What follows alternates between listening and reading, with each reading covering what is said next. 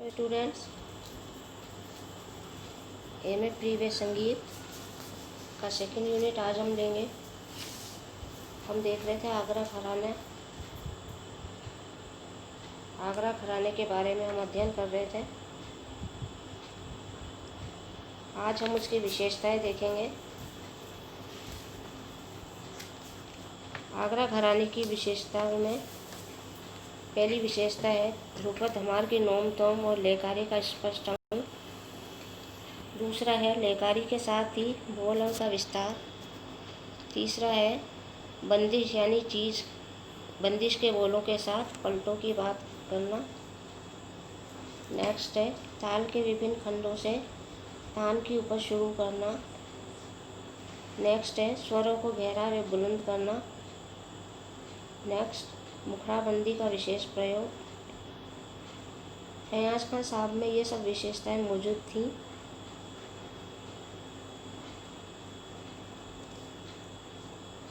अदाकारी का अपना ढंग, मुखराबंदी का विशेष प्रयोग, इन सभी से उनकी एक व्यक्तिगत शैली बनी।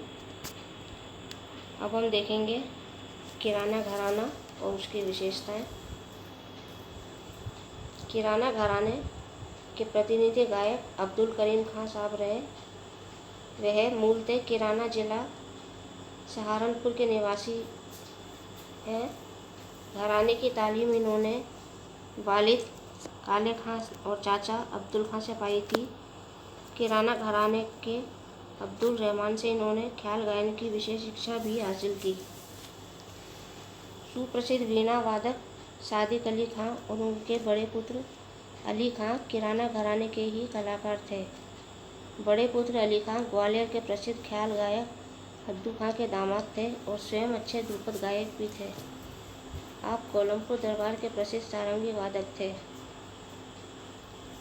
अब्दुल करीम खां के गुरु अब्दुल रहमान खां उसी घराने की शिष्य परंपरा में थे।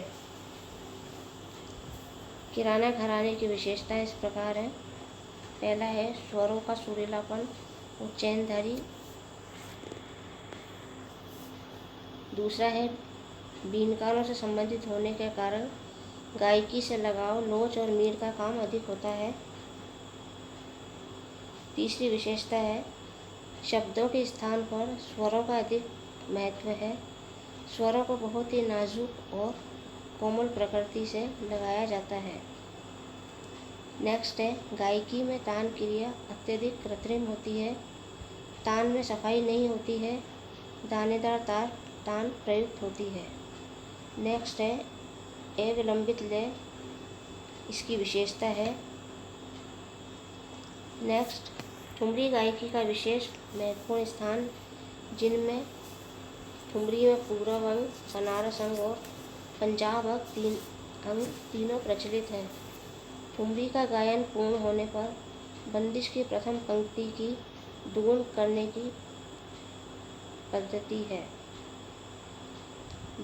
की प्रवृत्ति है। नेक्स्ट है आवाज़ में कृत्रिमता लाकर थोड़ी सी आवाज़ निकालकर तथापि अत्यंत कोमलता के साथ स्वर लगाया जाता है। इस घराने के गायकों के स्वर कुछ ऊंचे होते हैं। नेक्स्ट है टूरंग प्रधान रागों में गाने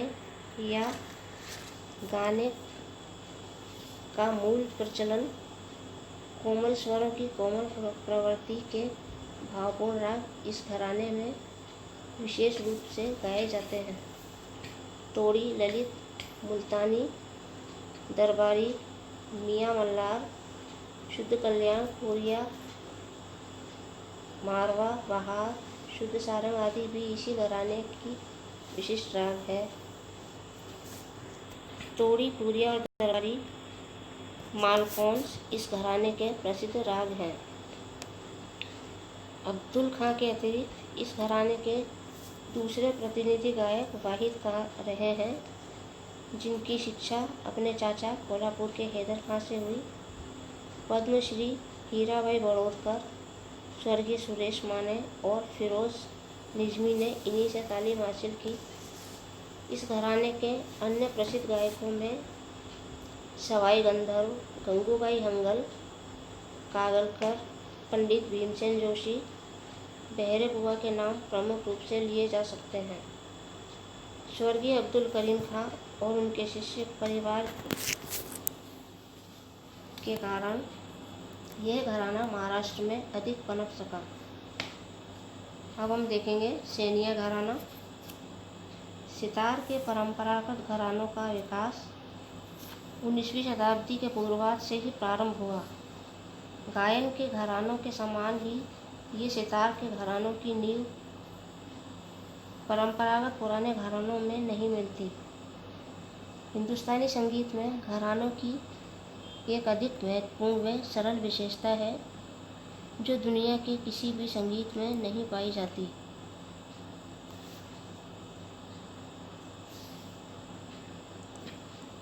कला शिक्षा के पालन द्वारा अपनी सृष्टि व भावधारा को जीवन में संचित करते हैं। शिष्यों में विशेष रीति पाई जाती है जिसे घराना कहकर संबोधित करते हैं। इन्हीं घरानों में सेनिया घराने का जन्म हुआ और राजा इन्हें दरबार में नियुक्त करते थे। इन नवरत्नों में अकबर के दरबार में तानसेन भी थे, जो कि आधुनिक संगीत के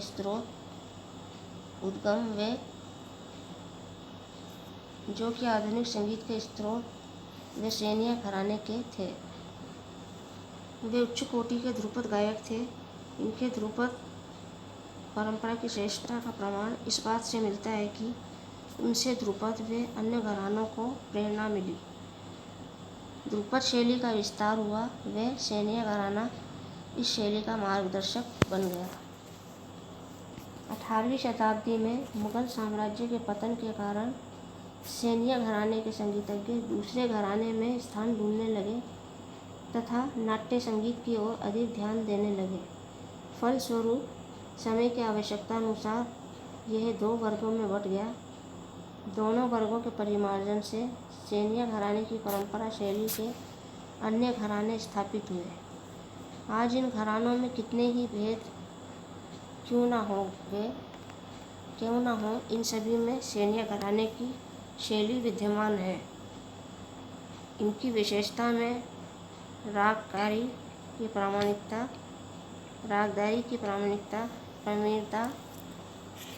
2 आवर्ती तोड़ी,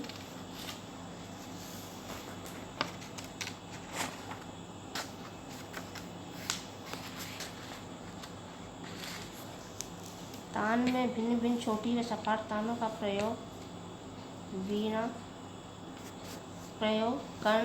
कर्णमूर्ति, वृंदगान, जमजमा का प्रदर्शन महत्वपूर्ण है। इन विशेषताओं के कारण आज तंत्रवाद अपने चरमोत्कर्ष पर पहुंच गया है। सेनिया घराने को पूर्वी और पश्चिमी 2 भागों में बांटने के कारण इन विशेषताओं का परिमार्जन भी अलग अलग क्षेत्रों में हुआ है। नेक्स्ट घराना है ग्वालियर घराना। इस घराने का आरंभ नत्थन पीर बख्श के द्वारा 18वीं शताब्दी से माना जाता है। ये घराना जो ख्याल का सुप्रसिद्ध घराना है, वास्तव में लखनऊ की जलवायु, लखनऊ के गुलाम रसूल, ये घराना जो ख्याल का सुप्रसिद्ध घराना है, गुलाम रसूल इस परंपरा के मूल तत्व हैं। इनकी वाणी मुख्यतः कव्वाल वाणी रही है, इसलिए इनके घराने को कव्वाल बच्चों का घराना कहा जाने लगा। नत्थन पीर बख्श गुलाम रसूल के सुपुत्र थे। इनकी शिक्षा दीक्षा अपने पिता मक्खन खां से प्राप्त हुई। बड़े मोहम्मद खां के पिता शक्कर खां इनके चाचा थे। दोनों भाइयों में यश संबंध में होड़ थी। लखनऊ में उचित वातावरण न पाकर नत्थन पीर बख्श महाराज ग्वालियर के आश्रय में आ गए। ग्वालियर दरबार के प्रसिद्ध ख्याल गायक अद्दू खां इन्हीं के पौत्र थे। इन्हीं के माध्यम से ग्वालियर घराने का विस्तार देश के विभिन्न प्रदेशों में हुआ। अब हम ग्वालियर घराने की विशेषताएं देखेंगे। ग्वालियर घराने की विशेषताएं क्या है? पहला है, यहाँ प्रारंभिक स्वर आकार में खुला व बुलंद गाया जाता है। आवाज़ को दबाना या छुपाना निषेध है। दूसरी विशेषता है, आवाज़ों को तीनों सप्तकों के लिए तैयार करने में स्वर साधना की शिक्षा यहाँ दी जाती है। नेक्स्ट है, स्थाई व अंतरा गाने की अपनी अलग शैली है। स्थाई गाने से पहले कुछ राग दर्शक आलाप किए जाते हैं, बाद में स्थाई विलंबित लय में गाई जाती है। स्थाई व अंतरा एक बार स्पष्ट गा लेने के बाद एक बार मुखड़ा लिया जाता है और फिर आलापचारी प्रारंभ होती है। नेक्स्ट है, स्वरों की बढ़त धीरे धीरे क्रमिक रूप से करते हुए तार सा पर पहुँच जाते हैं और फिर अंतरे का मुखड़ा लेकर उसके आलाप किए जाते हैं। आलापचारी समाप्त होने के बाद बोलतान व अन्य तानों की बौछार आरंभ होती है। नेक्स्ट है, सीधी पल्लेदार व दानेदार ताने इस घराने की विशेषता है। नेक्स्ट है, गमक व जबड़े की तानों का प्रयोग भी किया जाता है। नेक्स्ट विशेषता है, ग्वालियर की गायकी की गति दरबारी सवारी की भांति धीरे धीरे गंभीर व भव्य होती है। हद्दू खां के चचेरे भाई थे। महाराज जी राव के गुरु थे।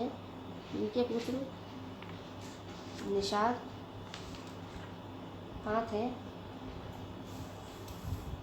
जिनकी शिष्य परंपरा में मेहंदी हुसैन, नाजिर खां, जोधपुर के रामकृष्ण तथा शंकर पंडित जैसे गायक रहे हैं। स्वर्गीय राजा भैया पूंछवाले तथा श्री कृष्णराव पंडित वे कृष्णा पंडित वे दोनों शंकर पंडित के प्रमुख शिष्यों में हैं। स्वर्गीय राजा भैया पूंछवाले तथा श्री कृष्णराव पंडित दोनों शंकर पंडित के प्रमुख शिष्यों में हैं।